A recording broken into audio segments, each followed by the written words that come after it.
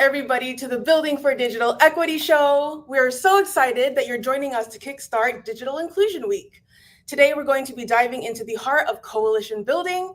We'll explore the magic that comes from meaningful collaboration and harnessing the resources that exist in our communities. And most importantly, you'll learn how to build a coalition that lasts. Here's what you can expect for the next 75 minutes. First, we'll share what Digital Inclusion Week is all about and how you can get involved. Then we'll jump into the popular lightning round segments. You'll learn from the Indigenous Digital Inclusion Working Group, Franklin County Digital Equity Coalition, and Community Tech New York as they share how they're leveraging strong partnerships to make a lasting impact. Afterwards, we have Sam Musgrave, the Interim Executive Director for the Baltimore Digital Equity Coalition and previously a director with Project Waves, who will share how they're closing the digital divide in Baltimore. And to finish this awesome lineup, we're excited to have our keynote speaker, Georgia Savage, the Deputy Director for Oakland Undivided. From finding the right partners to breaking down barriers to participation, Georgia will share strategies from Oakland Undivided on building a sustainable coalition. Building for Digital Equity is an educational series of live stream events and a podcast to inform and debate digital inclusion efforts. And today's event is hosted by the awesome Institute for Local Self-Reliance and National Digital Inclusion Alliance. And the Building for Digital Equity event live streams are sponsored by Utopia Fiber, the largest open access fiber network in the nation. I'm happy to be co-hosting yet again for the third show this year of Building for Digital Equity. I am Pamela Rosales, she, they, and I'm the Training and Community Engagement Manager with the National Digital Inclusion Alliance, NDIA for short. NDIA advances digital equity by supporting community programs and equipping policymakers to act. We advocate for broadband access, tech devices, digital skills training, and tech support.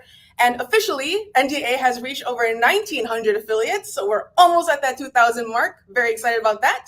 And we're also including 41 tribal entities and organizations in all 50 states, including the District of Columbia, American Samoa, Northern Mariana Islands, Guam, Puerto Rico, and the U.S. Virgin Islands. I'll be your co-MC for today, along with Chris Mitchell. Hello, and thank you. Pamela, always a wonderful intro, bringing that great energy. I'm Christopher Mitchell, at the Institute for Local Self-Reliance, where I direct the Community Broadband Networks Initiative. Pronouns that I use include he and him. And we are always interested in your feedback. So would love it if you have chats. We'll actually be prompting you along the way to throw some items in the chat. Questions could go in the chat.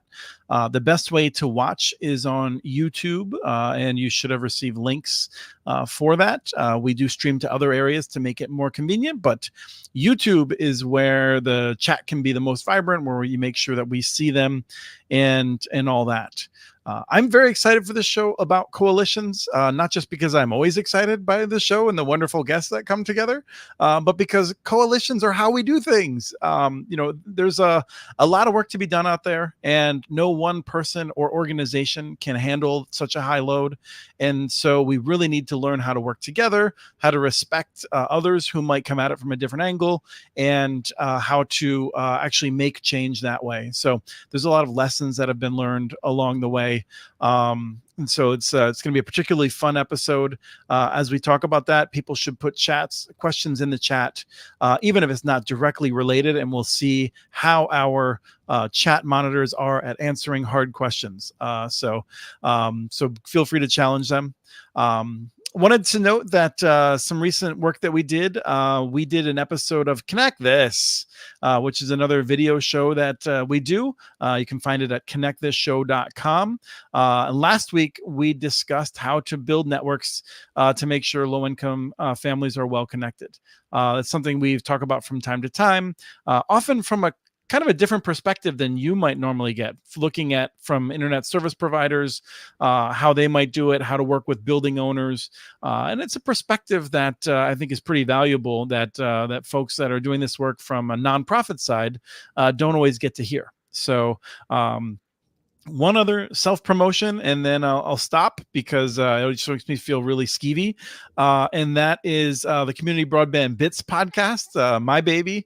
I've been doing it for 13 years now, I think. Episode 603. It's not at the top if you subscribe to the show, but it's toward there with Mike Romano representing the rural companies that provide internet service. Some of them are cooperatives, some of them are locally rooted for-profit ones.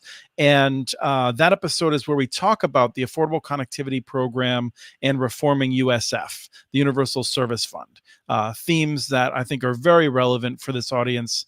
That's something that we'll continue to talk about, I think, because it's not going to happen in the very near future. We need a long-term strategy with coalitions to make sure that that all gets done. Finally, well, maybe not entirely finally, but I wanted to make sure I note that if you want closed captioning, that is best on LinkedIn, as best as we can tell. We'd love to have it everywhere. Right now, our understanding is it's working best on the LinkedIn stream. So if that's what you would like, you can grab it there. You can submit your questions and chat on YouTube's chat function. But if you need to email someone, if that's not working for you, Christine at ilsr.org will do the best she can to try to sort you out. It's Christine at ilsr.org. And I'm just realizing it's with a CH, not a K. So if that helps you to spell it correctly. But now let me throw it back over to you, Pamela. Thank you so much, Chris. Awesome. So we're going to first start off with Digital Inclusion Week. It is Digital Inclusion Week, officially starting today, October 7th, through the entire week till 11. Digital Inclusion Week is an annual week of awareness, recognition, and celebration of the digital inclusion efforts we've made in our communities throughout the year. During this week, organizations and individuals across the country, and also some international friends, host special events and campaigns to promote and increase digital equity in their communities. So you'll see organizations share community stories. A lot of storytelling will be happening on the impact of their digital inclusion programs. You'll see government buildings, city hall, or bridge light up in teal in support of digital inclusion. Conferences, summits, and workshops and community events happen a lot throughout the week. And organizations will often share a launching of a new program, or a city will share their proclamation for Digital Inclusion Week. It's a really fun time.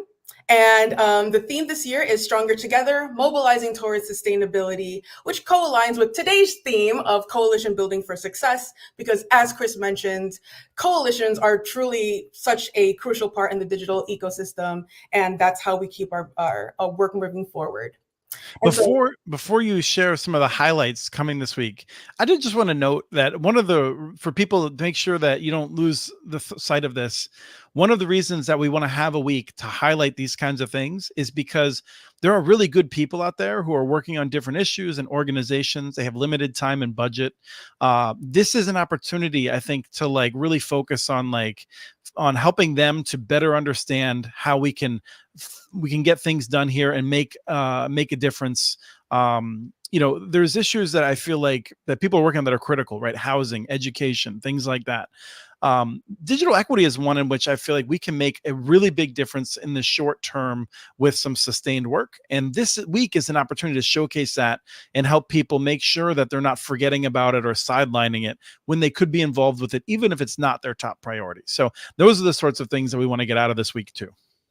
Absolutely. Thank you so much, Chris. And make sure that people know that your event exists. If you're hosting a Digital Inclusion Week event, make sure to share it on social media by using the hashtag DIW2024, also hashtag Digital Equity Now. And if you are hosting an event, we want to make sure that we spotlight it on our website. We have an interactive map that lists all of the in-person events. So go ahead and register your event by going on our Digital Inclusion Week 2024 webpage. And for NDIA, we've got this event starting off Digital Inclusion Week, and we also have a Digital Inclusion Week 101 webinar this Wednesday. And recently we launched our new program manual. So we have a webinar on exactly kind of walking through what that program manual entails and how to use it. That will be this Thursday, October 10 at 2 p.m. Eastern Time. All right. So first up, we have our first trivia question.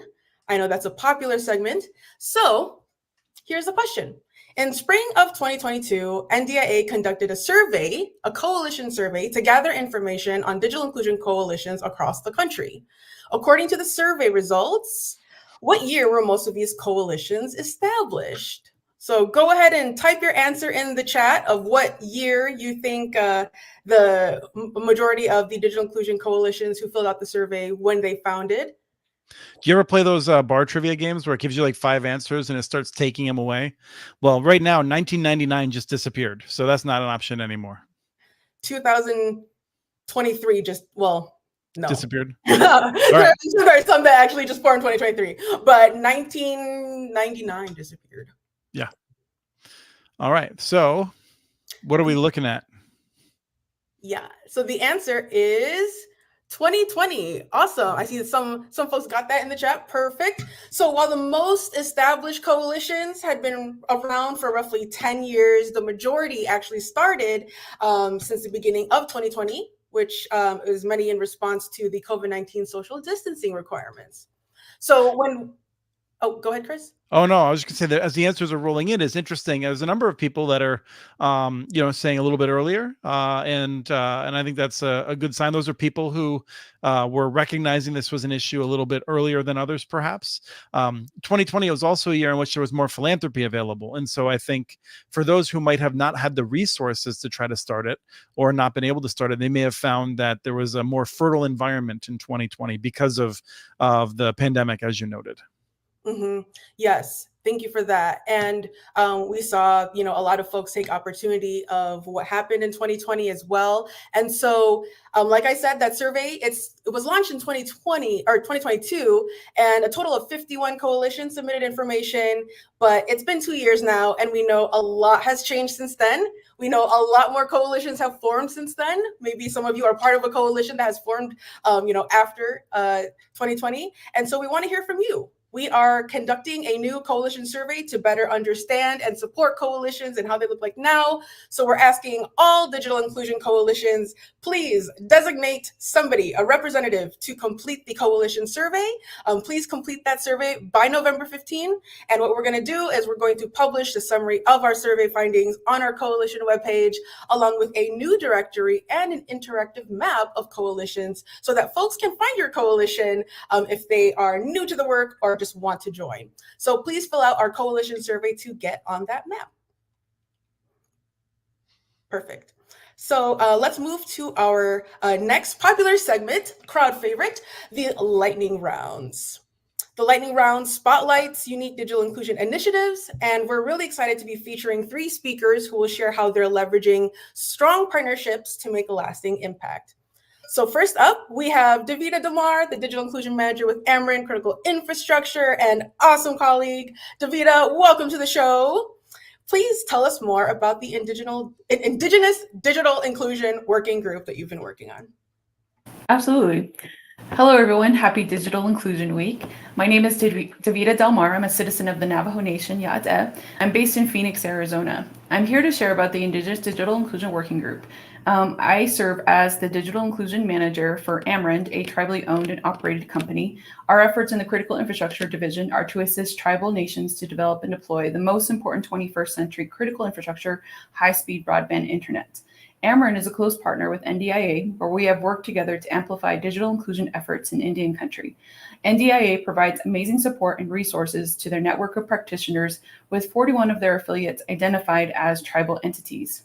So through our partnership, we support 18 full-time digital navigators in rural and tribal communities. 7 of those 18 are tribal entities.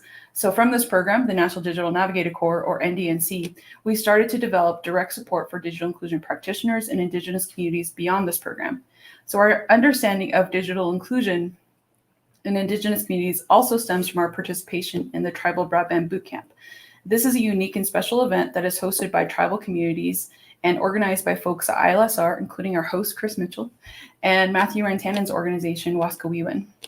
Participants learn about wireless and fiber networks by learning from experts, which oftentimes are the participants themselves. Digital inclusion is an ongoing theme at the boot camps and enables me to visit folks who are building broadband networks on tribal land and learn and experience and engage with their community, which is very important when you're partnering with Native folks.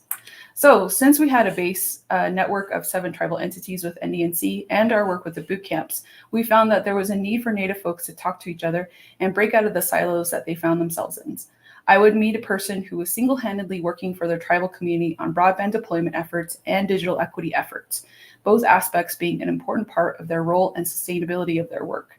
Many tribes are limited to one or a few to do the necessary work to understand the current state of digital equity and plan for sustainable solutions. They are tasked with such things as researching funding opportunities, vetting vendors, hiring new staff, building support from leadership, communicating with their state, and conducting asset mapping for their communities. The Indigenous Digital Inclusion Working Group attempts to fill a need that enables folks to talk to each other and create a dialogue around what it means to do digital inclusion work and define it for our Indigenous communities. We developed a mission and vision for statement that helped to guide our work, which can be quite a task if you're hoping to serve all Indigenous communities, including those from the lower 48 states, Alaska Native, Native Hawaiian, and some international communities. In our discussions, we have gained insight on a lot of different issues, including the realities of the tribal benefit under the Affordable Connectivity Program, or ACP, the importance of digital sovereignty, and provided insight and preparation for current digital equity funding for Native entities. A network of organizations are doing similar work to support and participate in digital equity efforts, including policy, research, data, and advocacy, many of whom are active participants in our working group. So NDIA and Ameren have had the added benefit of ensuring that Indigenous groups get the support and representation they need to talk to national leaders and highlight critical issues, including at the most recent net inclusion. We've been able to call on a few of our members to build programs and events meant to highlight and celebrate digital inclusion in tribal communities, such as the 7-Star Communities Program, which is open to Native entities right now, and the application is due October 11th, and the upcoming Net Inclusion Conference that's going to be hosted on the Gila River Indian community on their tribal lands. So thank you for this opportunity to speak, and if you're interested in joining the Indigenous Digital Inclusion Working Group, both Native and non-Native folks are welcome to join who are serving tribal communities. We meet the first Wednesday of every month, and you can email me directly at ddelmar@emeren.com to join. Yeah, thank you. Thank you, Davida. It's wonderful to see you sharing that. And, as someone who's got to work with you at the Tribal Broadband Boot Camps, I just wanted to thank you for everything that you bring there, the way in which you are so passionate about this, and you've helped to bring people together to share so many lessons. Watching so many different hundreds of different tribes scattered around, many of whom haven't had a chance to really be a part of these sorts of things, to share ideas with others. It's been really special to see what one person could do, when you're bringing all these people together to share these ideas and things like that. So it's just been really special to see that, and I'm excited to see it continue. Absolutely. I think all the folks we work with are champions, which is not an easy task. So. Yeah, they're definitely under-resourced, and I think it's time. It's a special time, or it's a particularly good time to recognize the special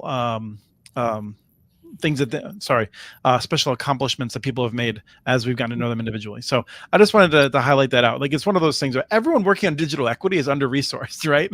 Well, like, some people have more higher hills to climb than others, and it's really great watching that get going and see what's possible. So. Thank you. Thanks. Thank you so much, Davida, for all your work and for leading that. And thank you so much for all the Indigenous Digital Inclusion Working Group members. All right. Our next lightning round speaker is Jordan Davis, Executive Director with Smart Columbus and part of the Franklin County Digital Equity Coalition. Jordan, it's great to have you here. Can you please tell us more about Franklin County Digital Equity Coalition? Would love to. Thank you so much for convening this and for kicking off Digital Inclusion Week in such an inclusive and nationwide way. It's awesome to hear all these great examples. As Pamela shared, my name is Jordan Davis. I'm the Executive Director of Smart Columbus, and I'm based in Columbus, Ohio, which is the capital of our state, and Franklin County, which is the largest county in the state. And we are par for the course, given the average date of launch of our coalition. Our coalition was formed and the response to the pandemic in March of 2020. It started with our community foundation, our regional planning commission, and our library coming together to start to bring partners to connect dots on emergency response. How do we close the gap in enabling families, particularly to learn online virtually? That led to a continuous widening of the table. Over the past 4 years, we have extended the the table to all types of organizations within our county.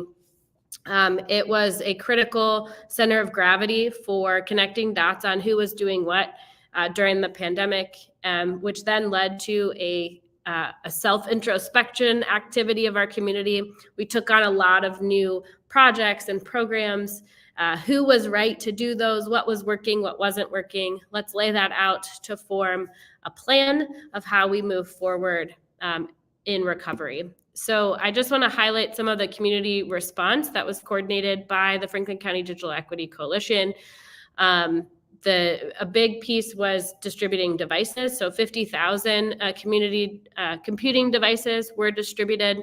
We helped with CARES Act dollars get the city of Columbus to fund the gap of devices in the Columbus City Schools so we could go one-to-one. You'll see hotspots were a major initiative. We also deployed other affordable Wi-Fi solutions in some pilots. And we strongly promoted the Affordable Connectivity Program, at the time EBB. And all of that led to a series of planning efforts that we did as a collective action coalition. And what we produced in 2022 has really been the roadmap and kind of the gap between what was that crisis response in 2020, 2021 to where do we go long term.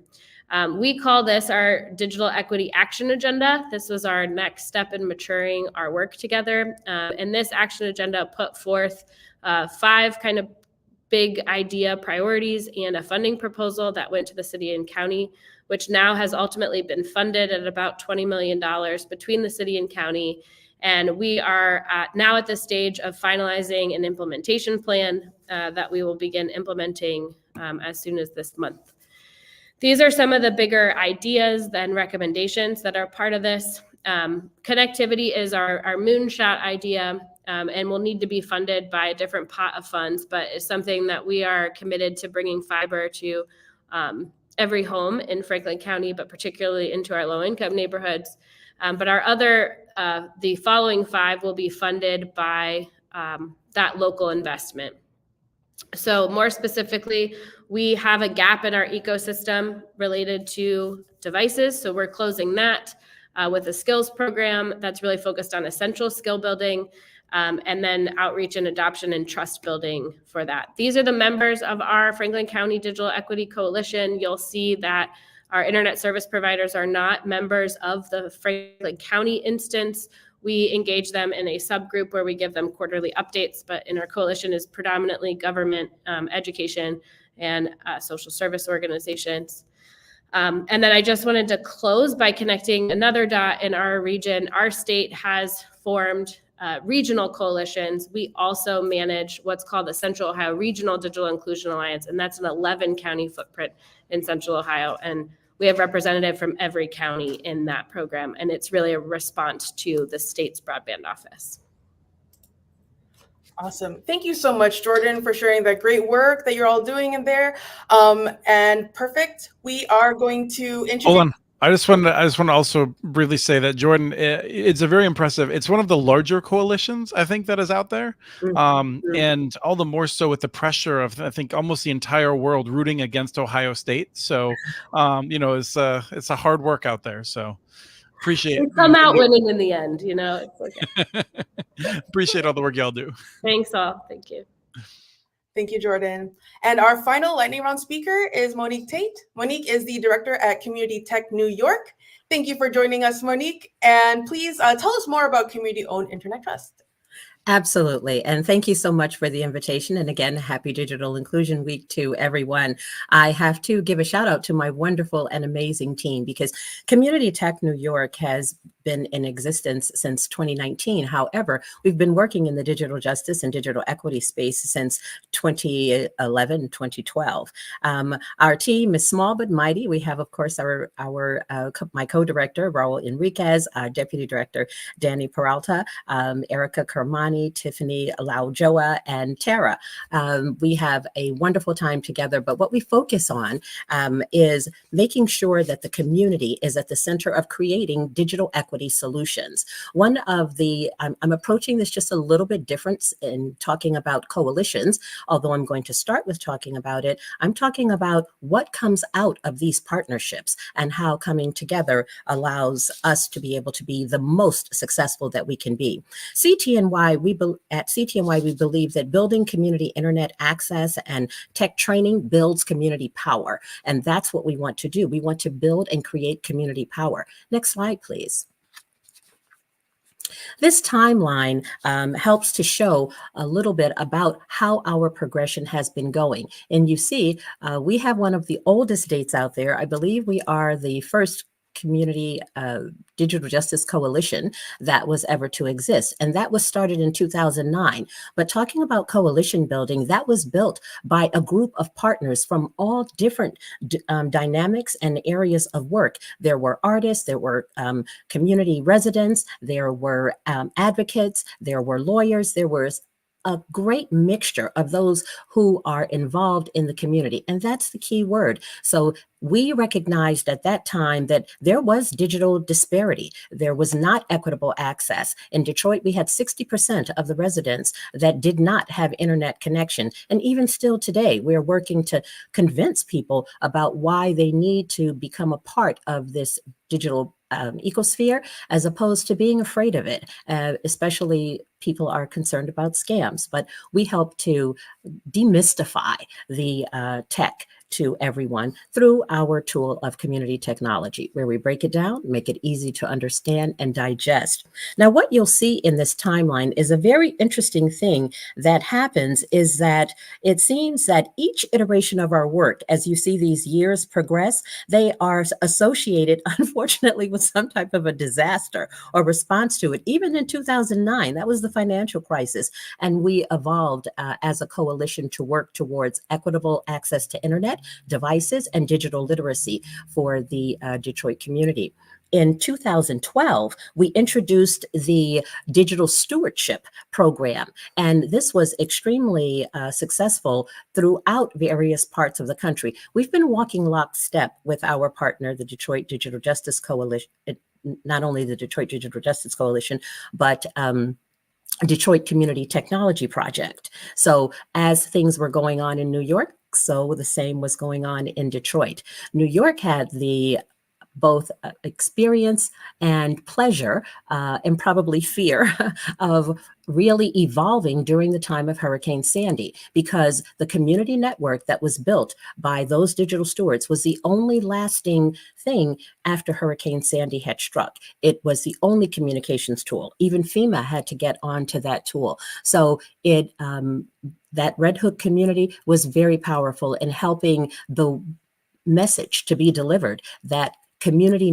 networks can be very powerful and very useful, and especially in joining and bringing together community members and people. In 2016, that was the next project that was introduced, and that was relevant to community network building. So Resilient Communities and the Rise New York City project, there were 5 entities that evolved and built very strong and powerful networks, but community networks aren't the easiest thing to manage. And we still have 2 of the 5 that are still strong, very strong today. The others do exist. Similarly, in Detroit, we have 3 very strong community networks, and I was the manager of the largest community network that is still running today, and they are still growing.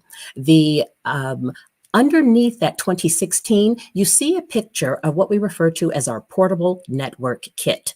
The portable network kit is very instrumental in what we do because it is portable and it is a network and a tool for teaching individuals about how the internet works, how the connectivity of internet can be shared amongst one another. So it's basically a wireless network system carried around in a suitcase.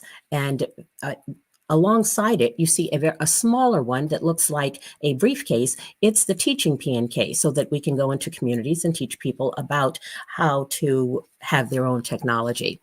In 2022, a partner that we're working with right now is El Puente in Williamsburg, and we also have a very strong partner that we work with in the Bronx called The Point. those entities, that's what we are calling working in coalition together with now, not just the Digital Justice Coalition, but literally doing effective things with partners. You can go to the next slide, please. And some of those effective things that we started, what we say that we want to do when we work with various organizations, we want to help them bring tech into their atmosphere. Literally, we say, we feel that success is achieved when they have added a tab to their website that refers to technology or a project, so to speak, in the same line. El Puente has been excellent in doing that. They were, in this coalition and how it works, they were introduced to us by The Point in the Bronx, who was working with us back in the 2016 era.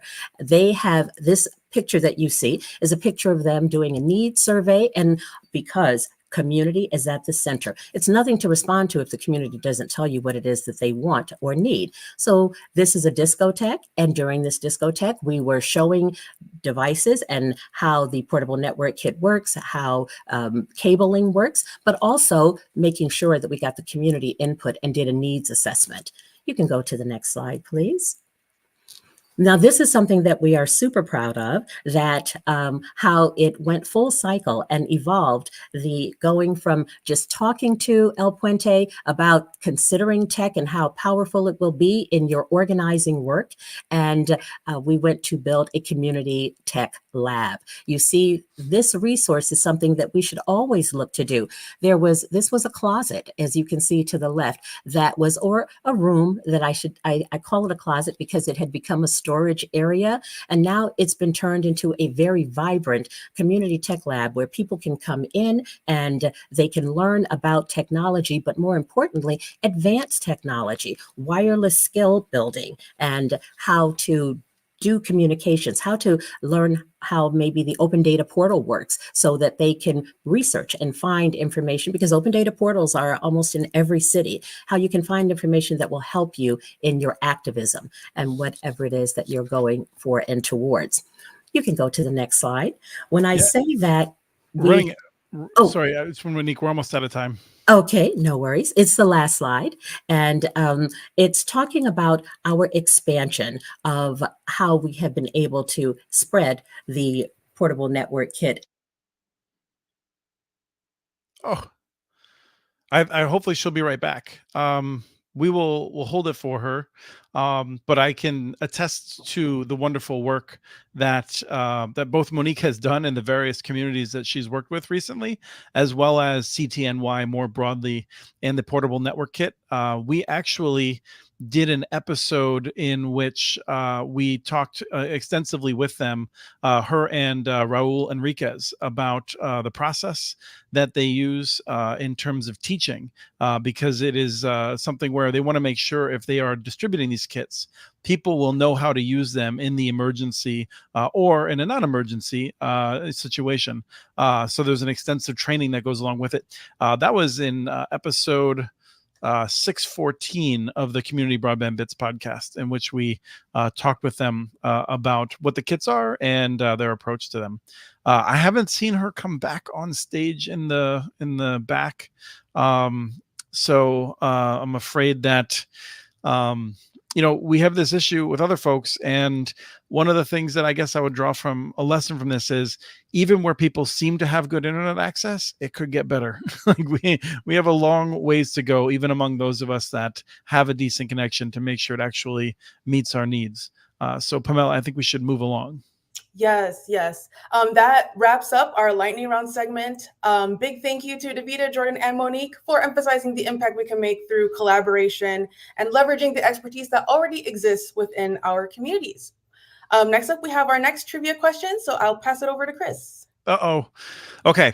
So here we go. This is they gave me the hardest one, which is the Baltimore Digital Equity Coalition was formed in 2020. We just told you that most of the digital equity coalitions in that survey that was previously done were formed in 2020. So was this one formed in 2020, or was it not? True or false? And while you're pondering it and starting to put answers in the chat, and we'll see which way that the theme goes in terms of people's responses, I do want want to note that there is a new survey. So if you just tuned in live, you should go back a little bit. And Pamela was prompting people, make sure you get those surveys into NDIA about your coalition, so we know as much as possible about this important time as we are doing this work. In the chat, I am seeing things that are not related. Oh, there we go. Now it's starting to come through. We're a little bit ahead. So Pamela and I live in the future on this show, and then you all get to hear what we're saying, and then we have to wait for you to catch up to us. So we've got a bunch of falses. People think it was not formed in 2020. I don't know if they were using a search engine or not, but I think our next guest will be able to tell us when they were formed. Oh, it's me still. That's why Pamela's just like, why do you stop talking? This is what I bring to the show. Pamela brings like professionalism, and I bring you never know what's going to come next. The Baltimore Digital Equity Coalition was formed in 2020. I'm giving that away. It was true. I thought Sam might answer it. It was initially created as a rapid response to there's just so many people in Baltimore that did not have internet access. A lot more kids in Baltimore did not have internet access than most communities. And so they rapidly responded. The coalition is now 100 members strong. And we have their interim director, who is someone that I think a lot of you are familiar with, Sam Musgrave, sorry. I had a great volleyball coach I worked with that was named Sarah Graves, and I just keep spinning over there. Sam, welcome, and I'm excited to see your presentation. Thanks so much. Happy Digital Inclusion Week, and thank you for having me. As Chris mentioned, the Baltimore Digital Equity Coalition is comprised of more than 100 member organizations committed to closing the digital divide by promoting equitable access to technology, ubiquitous internet connectivity, and the development of digital skills for all. Through advocacy, education, and partnership building, BDEC seeks to empower communities with the resources needed for full participation in digital society. Today, I'm here to share a lot of information about a longtime BDEC member organization, Project Waves, whose work serves as an example of how community networks can grow and scale to serve those who are most impacted by the digital red line. So I want to posit this. I want to kind of give a little bit of context to this, that I think there are a lot of correlations made between the 1936 Rural Electrification Act and 2023's Infrastructure Investment and Jobs Act. And access to high-speed broadband is no longer a luxury, but a critical resource that we are seeing massive historical investments in. So Project Waves is a nonprofit internet service provider here in Baltimore City, where 40% of Baltimore households are disconnected from home broadband service, wireline home broadband service. Project Waves is presently serving about 2,000 individuals. The way that they provide their connectivity allows them to deliver 1 gigabit symmetrical speeds to each user. And a 5G service model is launching this year. They are ongoing, they're actively piloting a 5G model to ensure that their distribution covers the geography of Baltimore that it needs to cover. Project Waves takes a social work approach to connectivity, meeting our customers where they are and serving community members' needs first and foremost. Project Waves has been through a significant amount of growth that kind of mirrors a lot of the coalition building we've seen today, presented to us here today. Primarily first in phase 1 as a rapid response to COVID-19. Project Waves established a point to multi-point wireless network to provision emergency internet connectivity to 300 households comprised of students in the Baltimore City public school system. After innovating and developing a bit with that point to multi-point network, Project Waves began deploying a fiber to the premise solution focused on covering service to multi-dwelling unit or multi-tenant environment properties or apartment complexes. Through the development of some research in partnership with another coalition member at the Baltimore Neighborhood Indicators Alliance, we learned that of the 40% of Baltimore currently lacking a home broadband connection, about 20% of those households are actually located within apartment buildings. And so beginning the deployment of fiber to the premise was a really effective way for us to rapidly respond to the digital divide and gaps in internet access in Baltimore City. After initially kind of piloting that through a public Wi-Fi model in our first apartment building deployment, we expanded on those efforts using a G.hn network solution, which allowed us to provide fiber to the door type speeds to residents in those communities, supported through philanthropic funding, and then eventually got to the point of scale through the allocation of federal dollars and state dollars that were allocated to the project through ARPA funding. And so it's important to note that this growth has been significant in its trajectory in terms of really starting with that philanthropic investment and growing it into partnerships with state and local governments to expand the network throughout Baltimore City. A lot of folks ask, how does this network work? Well, Project Waves is radically simple in its connectivity approach. Again, through leveraging a G.hn device released by Positron Access Solutions, we are able to essentially deliver fiber to the property, hand off that fiber to our own network switch, which communicates directly with our gigabit access multiplexer device from Positron.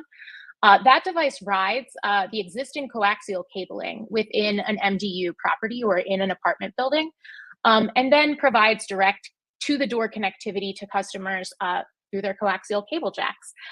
Each customer for Project Waves receives a home router, a private SSID and password, and is connected to the network at no cost to them.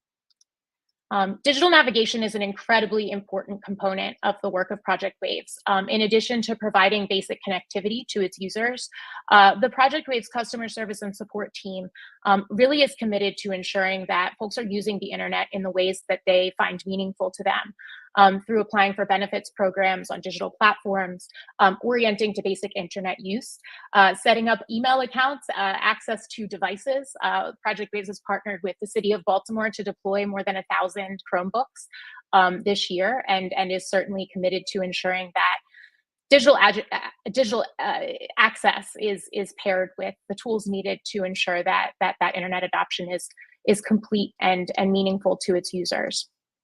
One of the things that we really like to talk about when we talk about Project Waves is the increase in how people are using the internet. And we can see a variety of ways that users on the Project Waves network are increasing their ability to remain socially connected, to communicate using digital tools.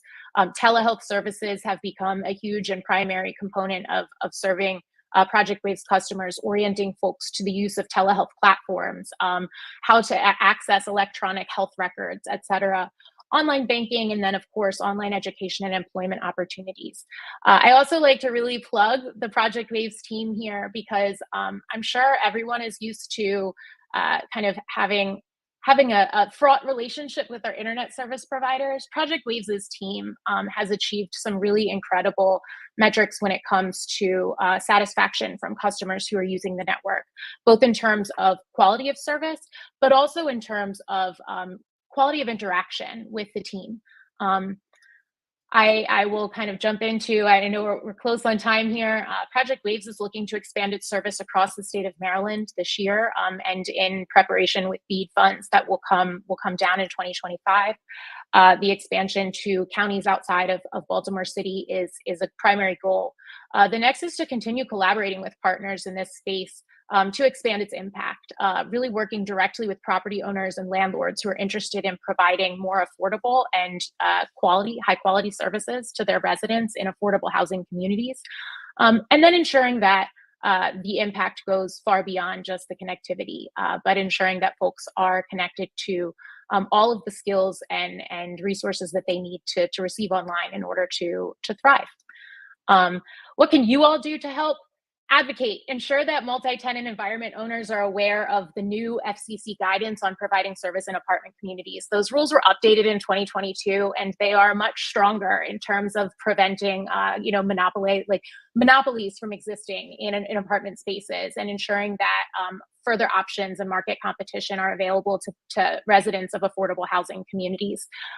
Start planning for broadband expansion efforts now. Funds are time limited. We are already at the end of that ARPA clock, and are quickly approaching kind of the shot clock for BEAD dollars rolling down. So if you're interested in connecting with Project Waves, I've listed some of the contact information for those folks here. Chrissy Bowman, or Chrissy Powell, is the director at Project Waves now.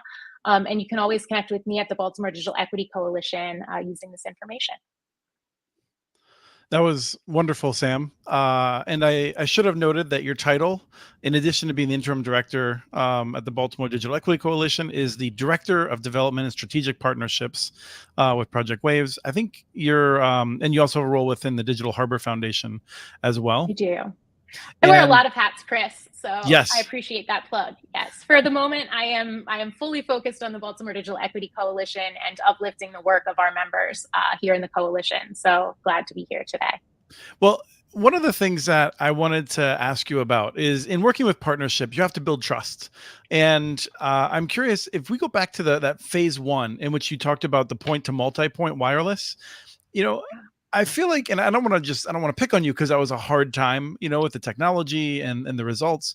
But the important thing that I think I want people to take away from this is when you try to do something that's important, you don't have one shot, right? You could make some mistakes and you get to keep going. And so like, don't let a fear of not doing 100% success slow you down. So just talk to that for a minute. Yeah, absolutely. I love that you brought this up because you are right, right? In the spring of 2020, when we were literally knocking on doors during a global health pandemic, standing 6 feet away from one another, trying to get folks to trust us to provide them free internet service that frankly wasn't the fastest, wasn't the most useful, could be a little bit unreliable in terms of speed and quality. It was certainly an uphill climb for us, but you're so right. I think our learning from that time was that rapid responses are often kind of the internet of last resort. And as we grew the network, as Project Waves grew its network, there was a significant commitment to ensuring that the digital divide was not exacerbated through the provision of slower or lesser quality service to residents who were struggling with socioeconomic challenges or geographic challenges. And hence that was a real opportunity for us to explore the ways that we could reach the highest number of individuals who were living behind the digital red line. And we really landed on those who are living in affordable housing communities here in Baltimore City. And being able to provide them with that 1 gigabit symmetrical service at no cost to users has really been the result of those learnings in early days and our ability to build trust within the community. And I think is one of the most exciting parts about this 5G pilot that will be expanding throughout 2025 is that we did learn a lot from that moment and have learned about the value of partnership building in terms of customer referral, in particular. Partnership with city schools in 2020 was one of the most meaningful partnerships that we have developed and continues through our community schools coordinators who frankly are in close contact with many of the households struggling behind the digital red line and go a long way in building the trust in our community through those individuals who are most closely connected. But then the quick follow up is, how did you also build trust with like the people that were putting money into it when the wireless network didn't really hit the high standard that you had for it? Like just a quick version of that. Like how did you message with them?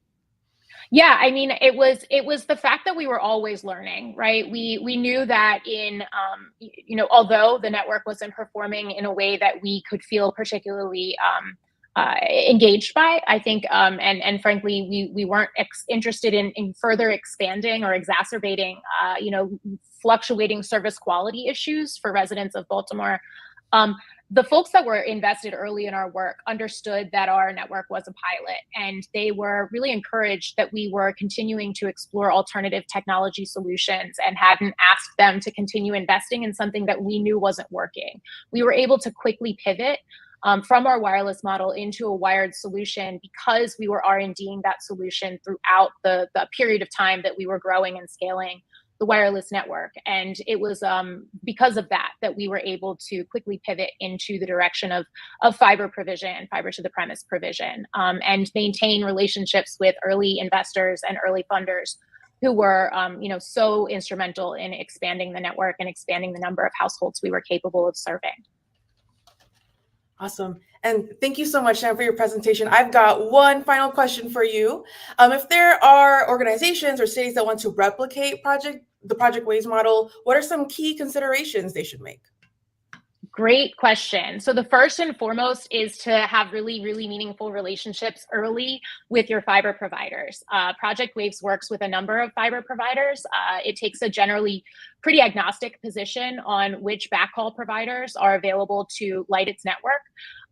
But really developing and investing early on in those relationships with backhaul providers who may be capable of seeding the beginning of a network in your community is important. And then the second one I would say is have a really great relationship with your local office of broadband, whether that's a city office of broadband or in digital equity, maybe an office of information technology.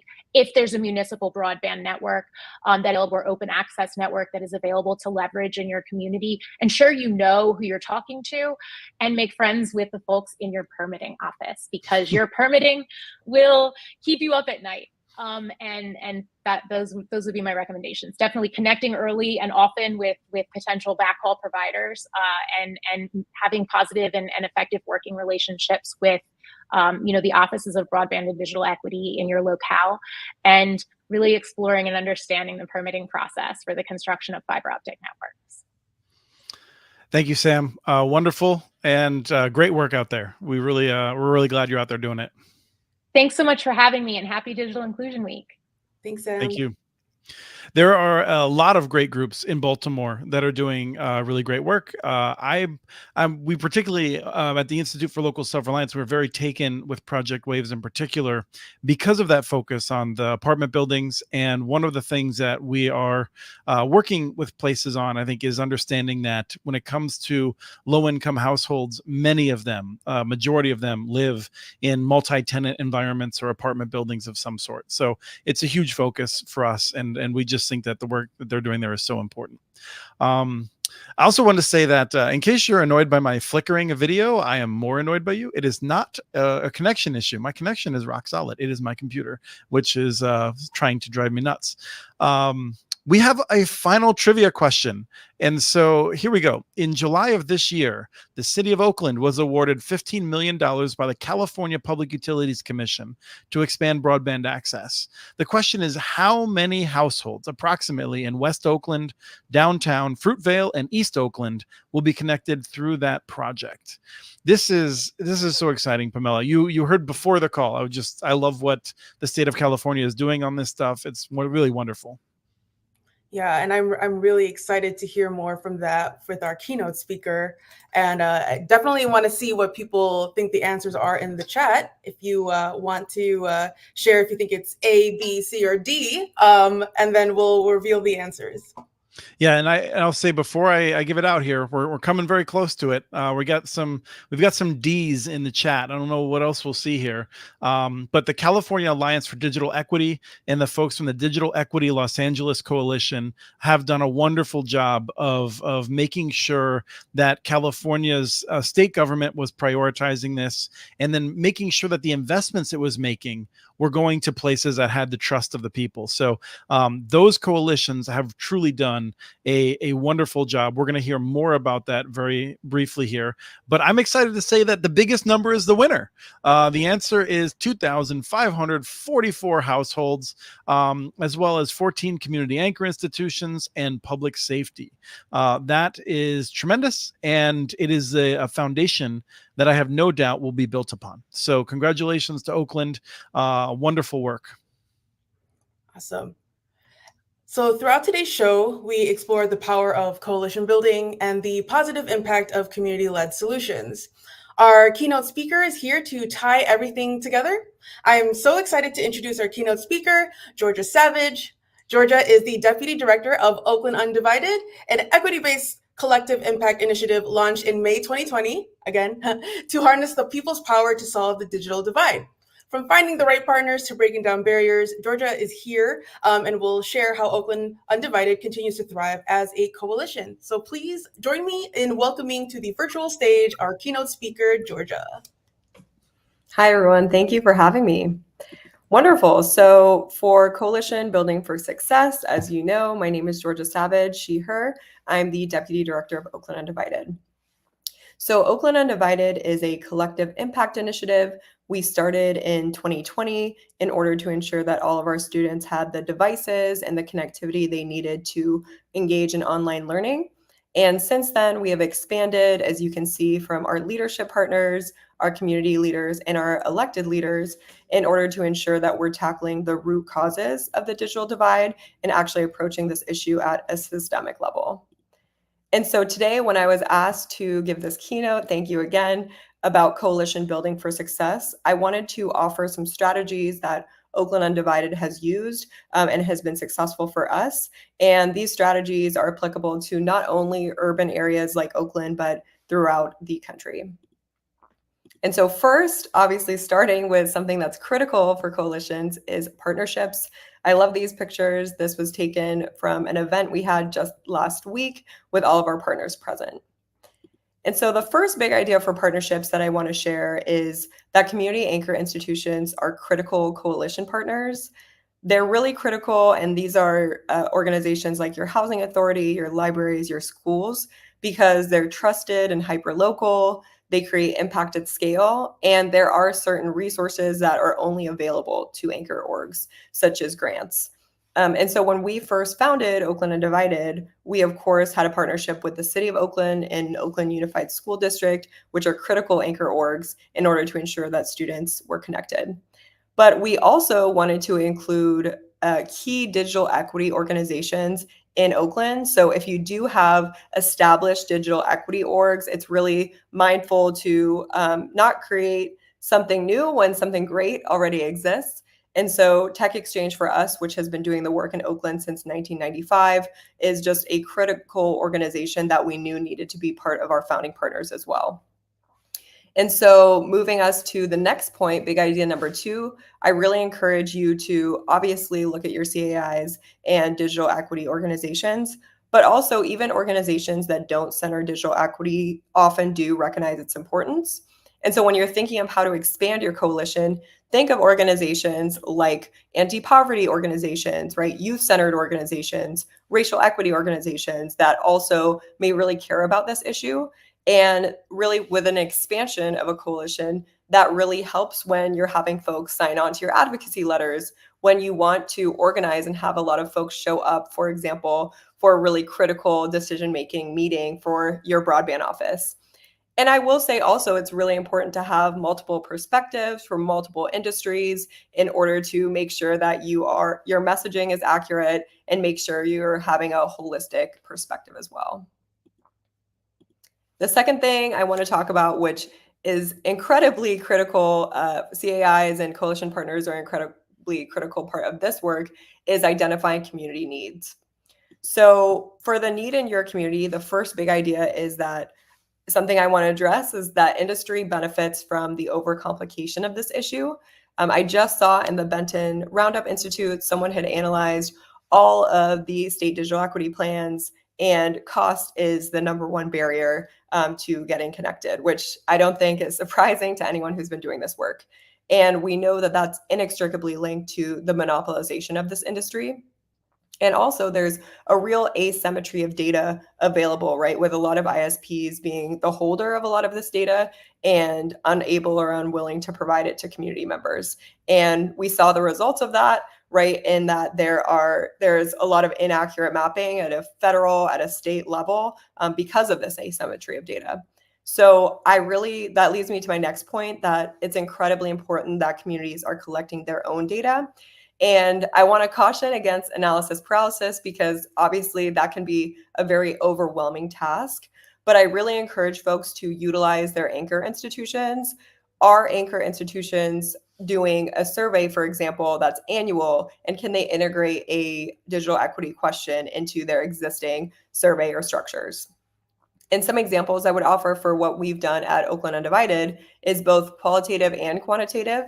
So from a qualitative point of view, we have worked with Oakland Housing Authority, which has been a critical CAI partner for us, where we had them send out a survey to folks asking about the quality of their home internet, how often they experience interruptions, do they have other provider options? And we also partnered with other coalition partners to actually go to their events and ask them about what they think the broadband barriers are in our community, and then what they think the solutions should be as well. From a quantitative point of view, which you'll see represented here on the screen, we partner with Oakland Unified School District in order to have a tech check survey integrated into back to school registration forms. Essentially, this is just asking families, do they own a device at home? Do they have internet?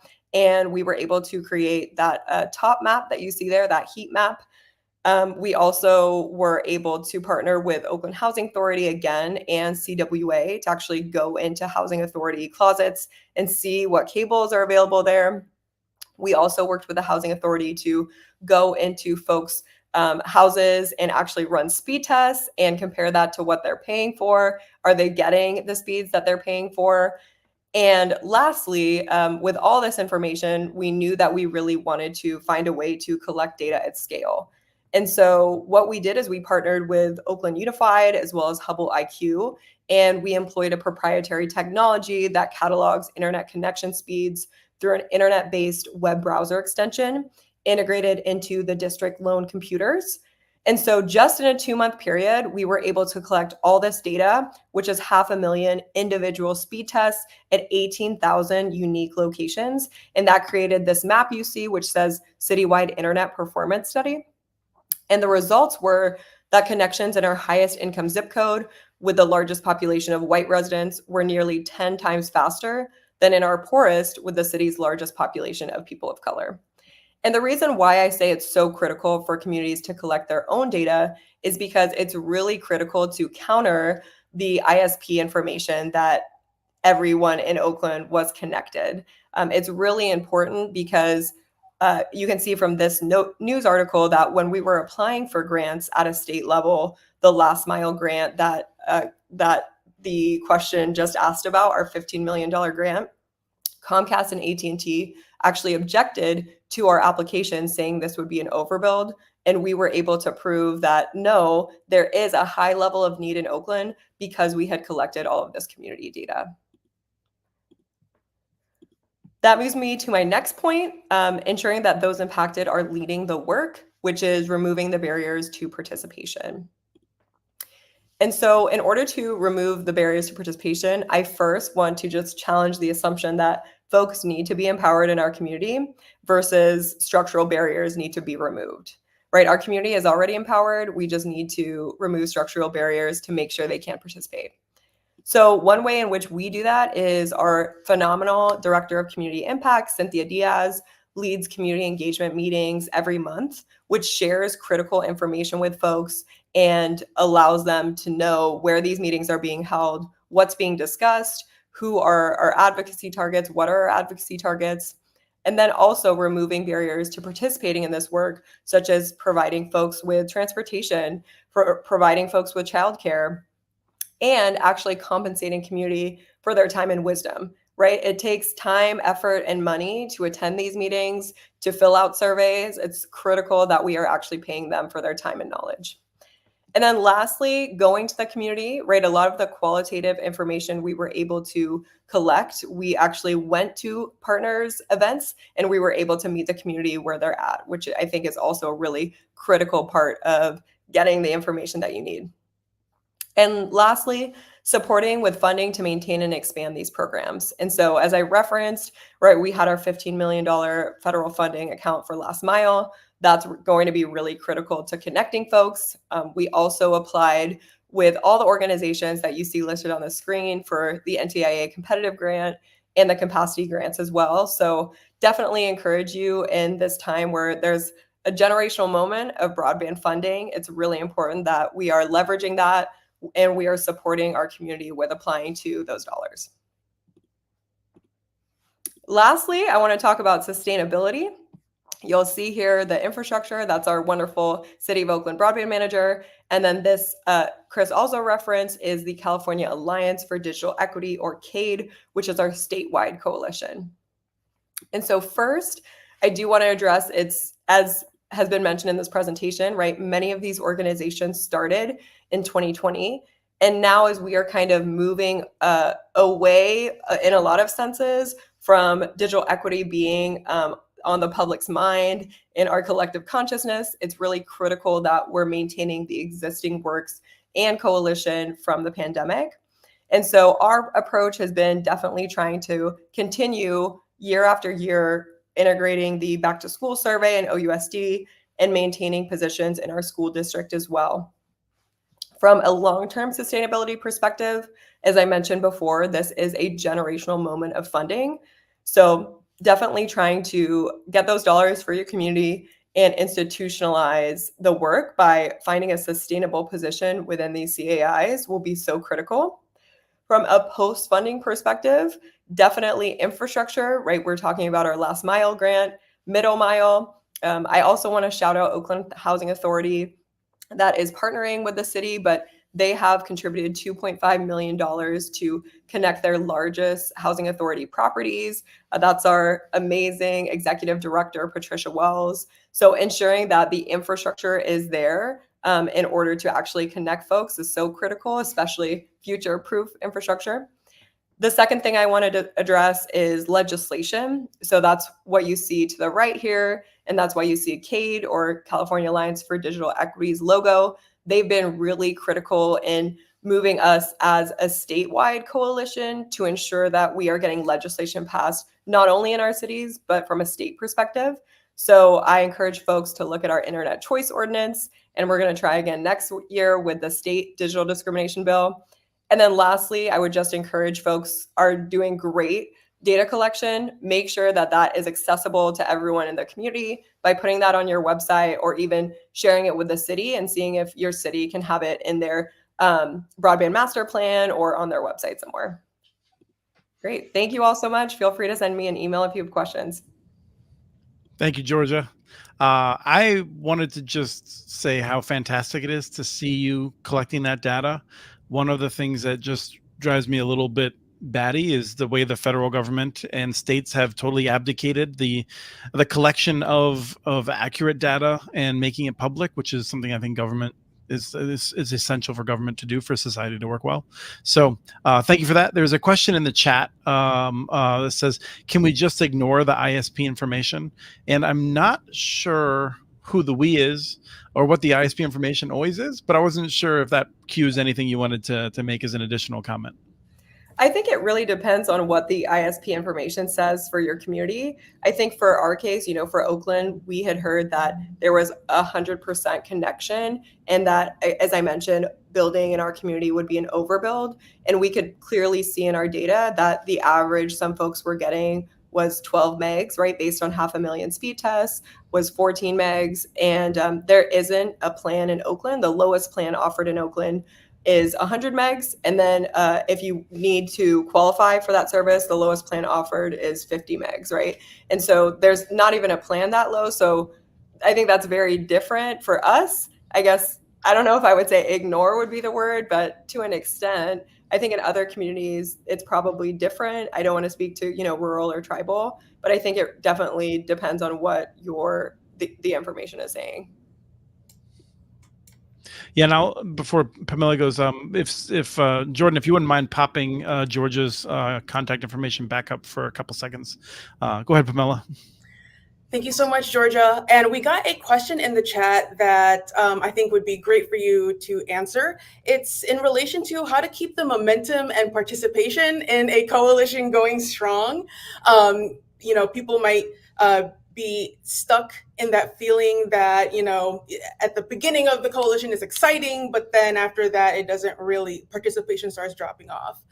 From our point of view, NDIA noticed that giving coalition members actionable tasks during meetings helps maintain momentum, and also creating working groups, as well as having opportunities for participation can help feel, the coalition members can feel ownership.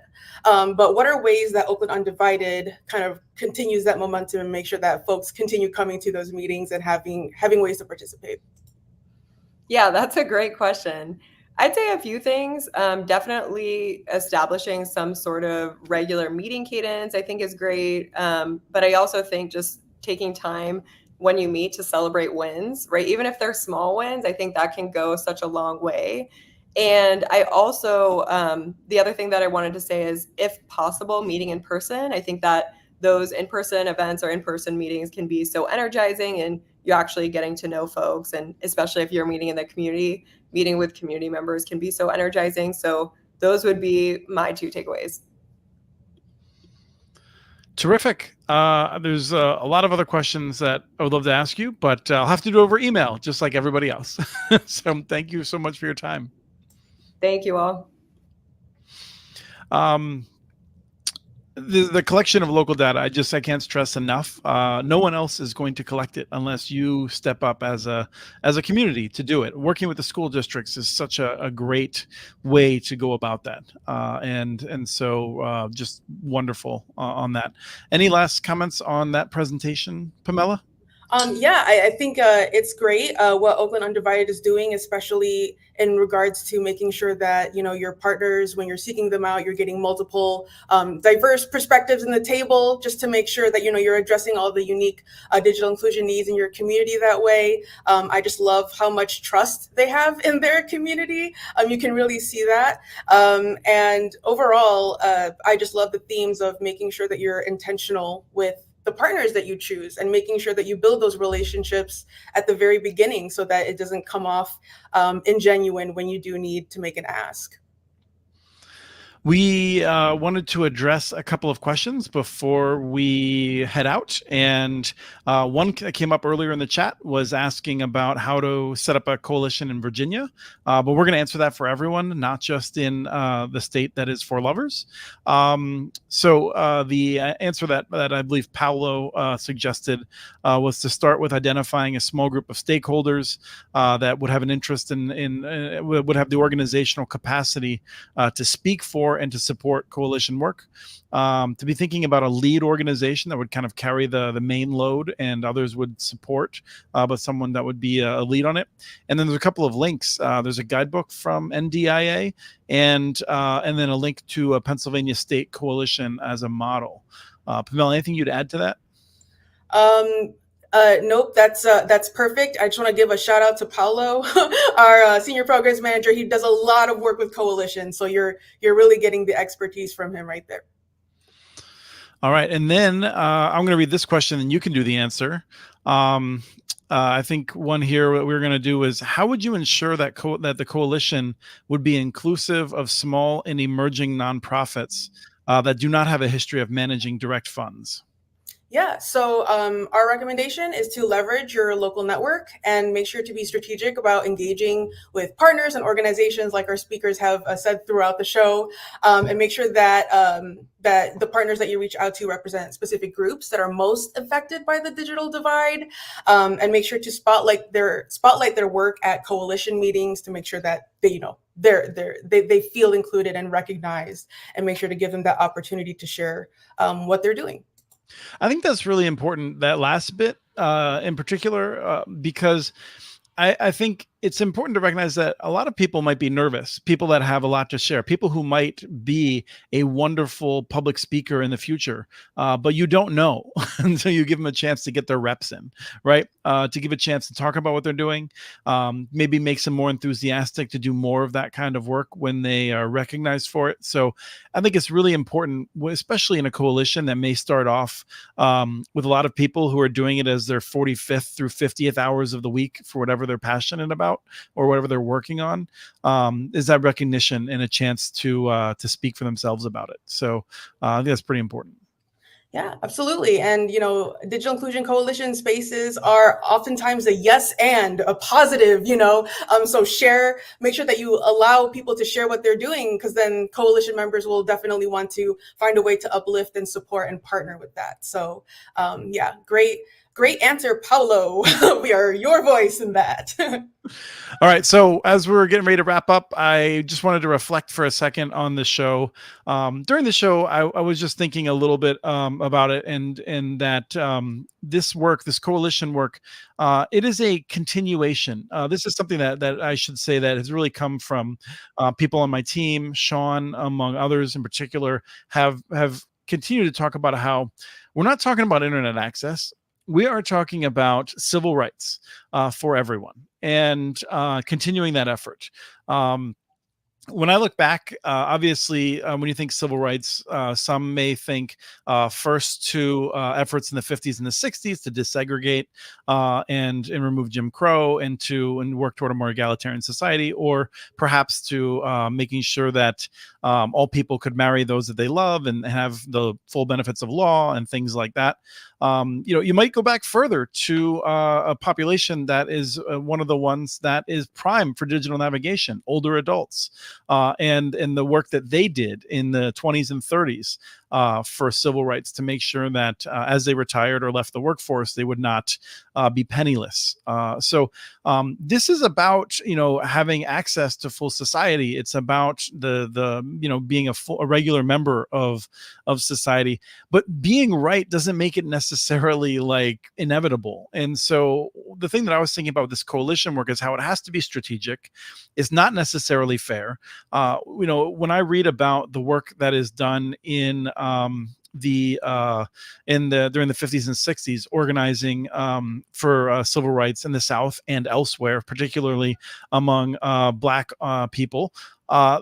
What I think is just how they had to, go up against unfair odds, and that's not to equate what I'm about to say with it, but the simple fact is that if you're at Oakland Undivided, or if you're in another one of these organizations that is working for civil rights along these lines, it is not fair that you have to try to be nice to the big cable and telephone companies while they get to attack you and undermine you. We've seen this all across the country. And nonetheless, that's been something that I've wrestled with over the years, is how to deal with that, and feeling that my enemy is not actually Comcast, but Comcast perceives me to be their enemy. And so coalitions have to deal with that. And I think that it's important to generally recognize there is a future for those cable and telephone companies in all these debates, even as they would like to kick us out of them.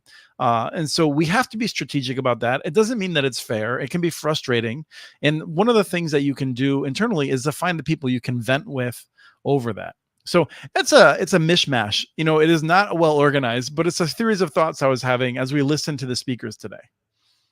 Thank you, Chris. And what mainly stood out for me is how much the solution relies in our community, and it's there. And I love how our speakers know that, and they do digital inclusion work, and it's community building, it's community power, because they know that, it's only within our communities that we can solve this digital divide. Yes. So it's hard work, and it is liberating, but it is hard, stressful work.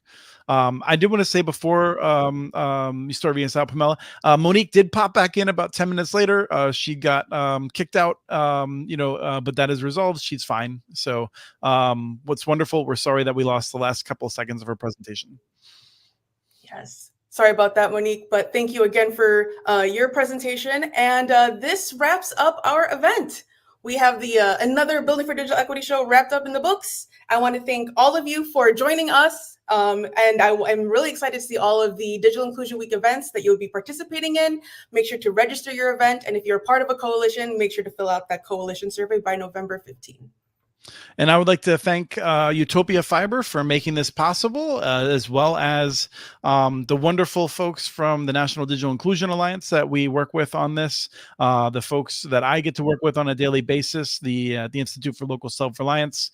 It's a pleasure. We'd love to have your thoughts on what we should do again in a few months when we come back together again for our final event. We'll review the year, but feel free to reach out to Jordan, especially with any thoughts. And we have a survey. Please do take that. We will email that out to people who registered. But we very much appreciate the survey.